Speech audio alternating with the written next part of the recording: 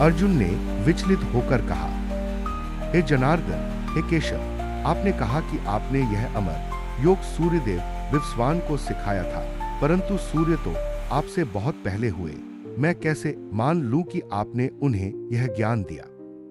श्री कृष्ण ने कहा, हे पार्थ, तुम्हारे और मेरे अनेक जन्म हुए हैं, मुझे सब ज्ञात है, तुम्हें नहीं।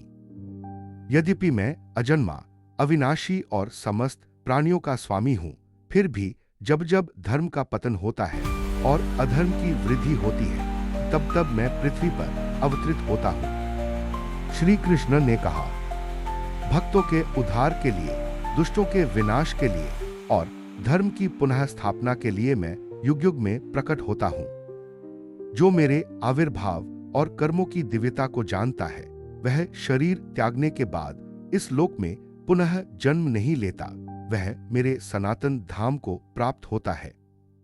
अर्जुन ने कहा, हे माधव, यह रहस्य अद्भुत है, तो क्या हर युग में आप धर्म की रक्षा के लिए अवतरित होते हैं? श्री कृष्ण ने कहा, हां पार्थ, और जो मेरे प्रति भय, आसक्ति या क्रोध से रहित होकर समर्पित होता है, मैं उसी भाव से उसे फल देता हूं।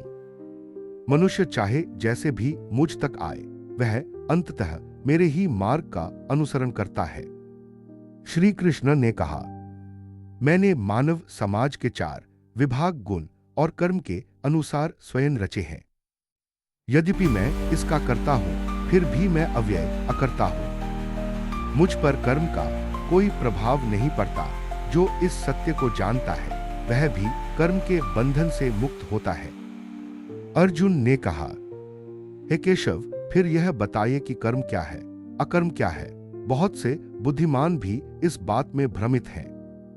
श्री कृष्ण ने कहा, हे पार्थ, यह अत्यंत सूक्ष्म विषय है। जो कर्म में अकर्म और अकर्म में कर्म देखता है, वही सच्चा ज्ञानी है। जो व्यक्ति कर्म के फलों की आसक्ति छोड़ देता है, इंद्रिय तृप्ति से रहित रहता है, वही वास्तव में मुक्त है। उसके सारे कर्म ब्रह्म में लीन हो जाते हैं। श्री कृष्ण ने कहा, कुछ योगी देवताओं की पूजा करते हैं, कुछ इंद्रियों को संयमित कर यज्ञ करते हैं, तो कुछ ज्ञान यज्ञ में लीन रहते हैं। परंतु हे पार्थ, समस्त यज्ञों में ज्ञान यज्ञ श्रेष्ठ है, क्योंकि अंततः हर कर्म दिव्य ज्ञान में ही समाप्त होता है। अर्जुन ने विनीत होकर कहा, हे मधुसूदन, मैं यह ज्ञान कैसे प्राप्त करूं? श्री कृष्ण ने कहा, तुम गुरु के पास जाकर सत्य को जानने का प्रयत्न करो। विनम्रता से प्रश्न करो, सेवा करो। जो तत्वदर्शी हैं, वे तुम्हें यह ज्ञान देंगे। जब तुम यह ज्ञान प्राप्त कर लोगे, तब फिर कभी मोह में नहीं पड़ोगे। तुम देखोगे कि सब प्राणी मेरे ही अंश हैं।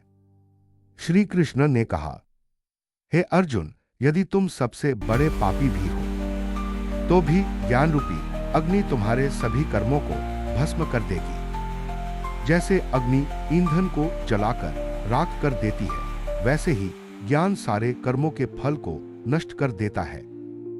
दिव्य ज्ञान से बढ़कर इस जगत में कुछ भी पवित्र नहीं है। श्री कृष्ण ने कहा, अतः हे भरत, अपने हृदय के संदेहों को ज्ञान रूपी शस्त्र से काट डालो। योग में स्थित होकर खड़े हो और युद्ध करो।